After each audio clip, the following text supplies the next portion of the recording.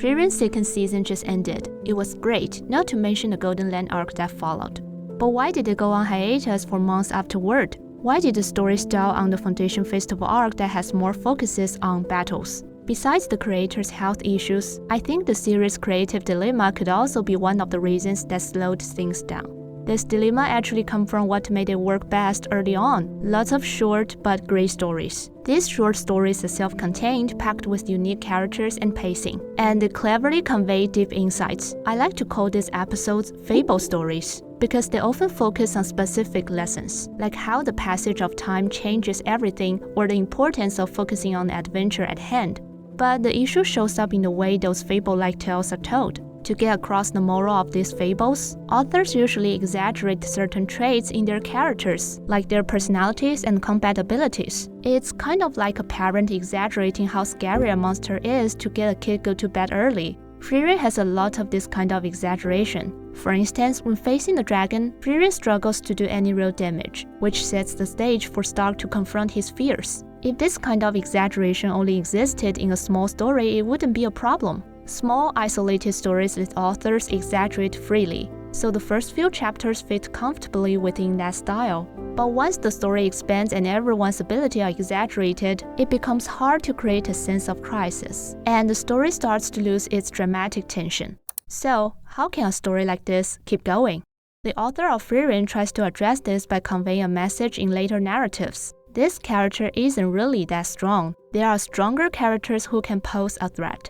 The issue here is that the audience have already built an exaggerated image of these characters in their minds. When the narrative later shows these characters as weak, viewers feel like their expectations have been let down. Yet, it seems like the author of Frieren enjoys using this technique. Take Qual, for instance. His backstory says he was so powerful that the hero party had to seal him away. If the hero party was weak when they first set out and couldn't beat Qual, that makes sense. But after defeating the Demon King, why wouldn't they try to take down Qual too? Plus, Himo loves taking the scenic route. He also doesn't like letting dangerous demons stick around for long. He wouldn't just give up on defeating Qual because it was too far away. Additionally, if Himo often checks on the seal after their journeys, why not take the chance to defeat him? Is Qual really stronger than the Demon King and the 7 Sages of Destruction? If Himo can handle it, he could bring Aizen along. After all, warriors can beat mages up close. But Qual is still alive. It feels like the only reason Qual is still around is that the author didn't want to get rid of him, needing the character to convey the lesson that time changes everything. As a result, the author had to overlook some logical gaps.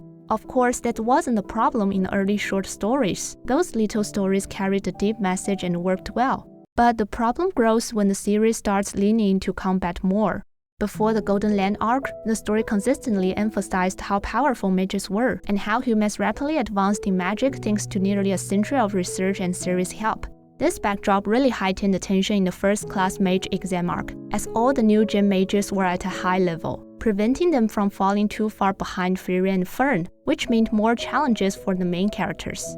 But after the Golden Land arc, mages are brought down to earth. For instance, Frieren said in Short Distance, mages possess scant means of repelling warriors. But the story doesn't clarify that warriors have also advanced alongside mages. By this logic, what happened to those pre-evolution mages over the past century? Were they just easily taken down by warriors just like Cannon Fodder?